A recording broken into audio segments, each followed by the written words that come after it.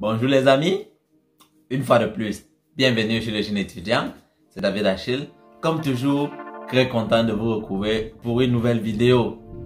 Alors vous avez dû le constater, je suis absent depuis un certain moment. Je dois dire que entre l'école et les activités, vraiment je suis très occupé. Du coup, je ne trouve plus vraiment le temps de faire des vidéos et de maintenir le programme habituel. Donc c'est pour ça que je suis un peu absent. Mais c'est pas grave, pour compléter, pour pallier à ce manquement, je vais de temps en temps poster des petites vidéos sous format short. Pour ceux qui sont abonnés à la chaîne, vous avez dû le constater, j'en ai déjà posté quelques-unes.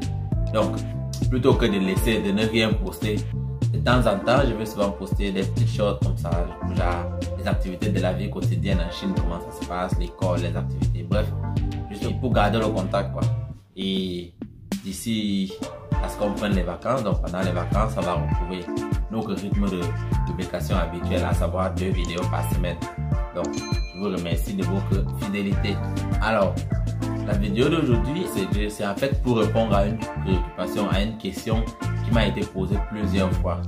Certains étudiants qui ont pu avoir la bourse d'études en Chine étant au pays, parce qu'ils ne peuvent pas venir étudier en Chine à cause de la fermeture des frontières, ils viennent constamment me poser une question, à savoir, ils sont étudiants boursiers, donc ils sont censés percevoir de l'argent. Mais, à cause de leurs conditions, du fait qu'ils ne sont pas en Chine, ils ne perçoivent pas cet argent-là. Alors certains se disent que c'est peut-être ça va être une escroquerie, on les a trompés ou alors...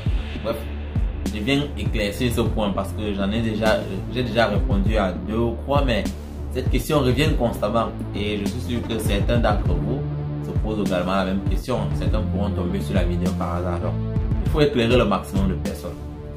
Alors, ce que vous devez savoir, c'est que quand vous avez une bourse d'études, une bourse de type CSC par exemple, ce n'est même pas votre école qui vous paye en fait.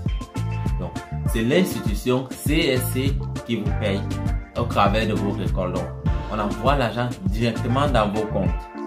Mais c'est l'école qui est chargée d'envoyer des rapports à CSC pour dire tel est notre étudiant, il est en telle année, voici.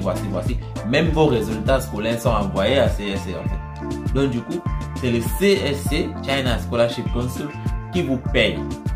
Donc, et pour que cela soit possible, il faut que vous ayez un compte bancaire chinois. Donc quand vous arrivez en Chine étant boursier, l'une des premières choses qu'on vous demande, c'est d'aller dans une banque pour ouvrir un compte. Chaque ville a une banque de préférence où il envoie ses étudiants. Donc vous allez là-bas, vous ouvrez un compte et c'est dans ce compte-là qu'on va souvent vous transférer votre argent. Maintenant, la condition pour recevoir cet argent, c'est d'être un étudiant régulièrement inscrit qui va au cours et tout, et 2, être sur le territoire chinois. Parce que même si vous êtes boursier et que vous percevez votre argent et que durant peut-être les vacances ou les congés, vous décidez de rentrer au pays, durant le laps de temps où vous serez au pays, vous ne percevrez pas votre bourse en fait. On ne va pas vous envoyer de l'argent parce que vous n'êtes pas en Chine. Donc, cet argent en fait, c'est pour vous permettre de survivre, de vivre en Chine. Donc, vous qui êtes au pays, étant donné que 1, vous n'êtes pas en Chine, 2, vous n'avez pas de compte bancaire chinois, vous ne pouvez pas être payé. Donc la seule chose qu'il y a à faire, la seule chose que nous attendons tous, c'est la réouverture des frontières afin que vous puissiez venir en Chine, remplir toutes les formalités, à savoir le compte bancaire et toutes les informations qu'il faut. Et à ce moment-là, vous pourrez commencer à toucher votre argent. Il ne s'agit pas d'une arnaque si jusqu'à présent vous n'avez pas perçu de l'argent. Ce n'est pas une arnaque parce que même les boursiers qui étaient en Chine et qui sont rentrés et maintenant ils sont bloqués dans leur pays à cause de la situation, ils ne perçoivent plus cet argent-là. Et au départ, on se disait que bon, quand ils vont venir, on va déjà rappeler, déjà compter le nombre de mois qu'ils ont fait au pays et les payer. Mais en fait, ça ne fonctionne pas comme ça. Cet argent, la bourse, on appelle la bourse, donc ce qu'on vous donne par mois, c'est pour vous permettre de vivre en Chine parce qu'on se dit que vous êtes boursier, du coup vous avez des besoins.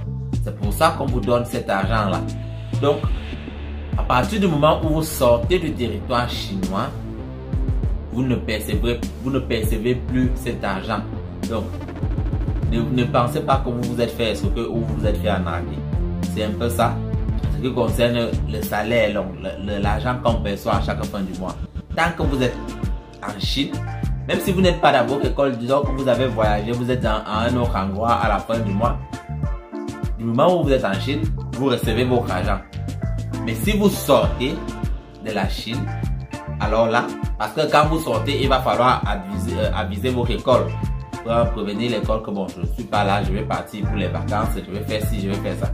Et à partir de ce moment, l'école va informer le CSC et durant la période où vous n'êtes pas en Chine, on va suspendre votre bourse en fait. Donc dès que vous revenez, vous recommencez à percevoir votre argent normalement. Donc c'est un peu ça en ce qui concerne l'argent, le souci de l'argent pour les étudiants boursiers qui ne sont pas en Chine. Vraiment, ne pensez pas que vous êtes fait arnaquer. Et aussi une autre chose. C'est vrai, nous savons tous, cette situation c'est terrible, c'est pénible pour tout le monde.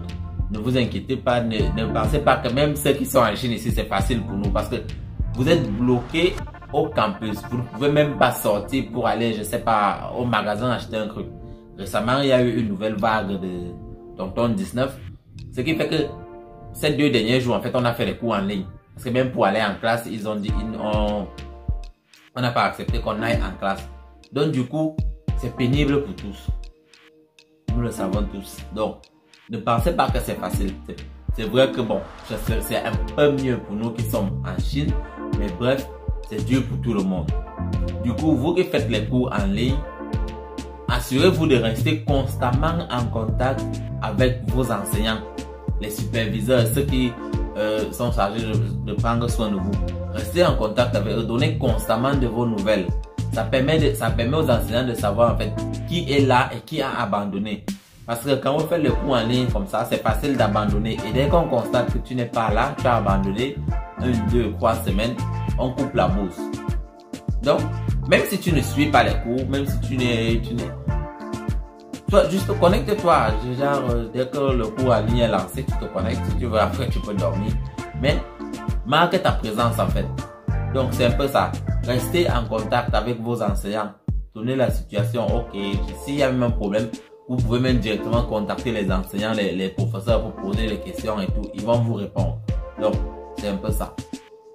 Et une autre chose, ça c'est un problème. C'est pas constant, mais oui, il y a 2 ou 3 personnes m'ont déjà approché aussi pour ce problème-là. Vous qui passez par des agences pour chercher vos bourses, rassurez-vous, n'est-ce pas, de connaître à l'avance tous les détails, toutes les spécificités, tout ce qui est lié à vos bourses, en fait, le type de bourse que vous avez. Parce que parfois, certaines personnes ont des bourses partielles. Et vu que c'est partiel, même si c'est en ligne, vous devez payer quand même quelque chose. Il y a certaines personnes qui doivent eux-mêmes payer l'année de langue. Certaines personnes doivent eux-mêmes payer certains frais. Donc, auprès de l'agence, quand vous partez voir l'agence, dites si vous dites que vous voulez une bourse totale, dites-leur que vous voulez vraiment une full scholarship. Du genre, une scolarité à l'année de langue. Donc, tout frais compris. Cela vous permet d'éviter certaines surprises bizarres. Mais si l'agence vous dit qu'on ne peut pas vous trouver une full scholarship, qu'il vous dise exactement quel genre de bourse vous pouvez. Prenez le temps de discuter avec eux, ne soyez pas pressés. Prenez le temps de savoir, ok, la bourse que vous allez me trouver, elle sera pour combien de temps? Qu'est-ce que je dois payer? Au bout de combien de temps? Parce qu'il y a même certaines bourses où c'est ton travail de l'année en cours qui t'assure la bourse pour l'année d'après. Si tu travailles mal, on suspend la bourse. Si tu travailles bien, la bourse continue. Oui, j'ai une amie qui a ce genre de bourse là. La bourse c'est pour 5 ans, mais ces 5 ans c'est sous condition. L'année où tu travailles mal, donc elle a un barème en fait, une note. Si elle est en dessous de cette note, on suspend la bourse, c'est fini. Donc elle doit bosser dur chaque année pour être au-dessus de la note. Et elle fait les cours en ligne, c'est pas vraiment facile, mais c'est comme ça en fait, c'est le genre de bourse qu'elle a eu. La bourse, elle est totale, et oui, elle est totale, tout frais compris et tout. Mais il y a cette condition-là en fait. Donc du coup, vous devez faire l'effort de tout savoir. La bourse que je m'en vais prendre là, quelles sont les conditions? Qu'est-ce qu'on me demande? Qu'est-ce qu'on m'impose? Qu'est-ce que je peux me permettre quoi? Est-ce que rassurez-vous de connaître tout ça, c'est vraiment très important. Parce que faire l'école en ligne, c'est d'abord déjà pas facile. On sait tous que vous dépensez parfois des grandes sommes d'argent pour pouvoir avoir ces bourses-là. Donc du coup, il ne faut pas que à cause d'un détail, on annule ta bourse en cours de route. Imagine-toi que tu as 5 ans comme mon ami là, et puis tu travailles bien les 3 premières années, et la 4e année, tu travailles mal, on te suspend la bourse. Et en Chine ici, ils ont un système, c'est genre... on ne donne pas en fait des relevés de notes comme on fait chez nous. Là, quand tu finis un an d'études, on te donne un document qui atteste que oui, tu as fait un an d'études dans telle discipline. Ici, là, en fait, il n'y a pas ça. Donc, du coup, c'est à la fin de tes études qu'on te donne le document, le diplôme en fait. Donc, du coup, si on te suspend en cours de route comme ça, il faudra que tu fasses encore d'autres procédures pour qu'on puisse te délivrer au moins un justificatif qui prouve que oui, même comme tu n'as pas fini, tu as au moins fait cette filière-là. Donc, les amis, rassurez-vous, discutez avec vos agences, qu'ils vous disent tout ce qu'il y a à savoir sur le genre de bourse qu'ils vous donnent. C'est vraiment très important. Bien. Donc, c'est ici que cette vidéo va s'arrêter également. Je tenais vraiment à faire cette précision-là. Et comme j'ai dit, je suis un peu occupé ces derniers temps. Donc, du coup, le rythme habituel de 2 vidéos par semaine n'arrive pas vraiment à tenir. Mais, ne vous inquiétez pas, de temps en temps, une fois, 2, 3, 4 fois par semaine, je vais souvent poster des charts du genre la vie de tous les jours, quoi, l'école et tout. Bref, je note ici que cette vidéo s'achève, comme je l'ai dit. On se retrouve donc très prochainement pour d'autres contenus sur le Jeune Étudiant.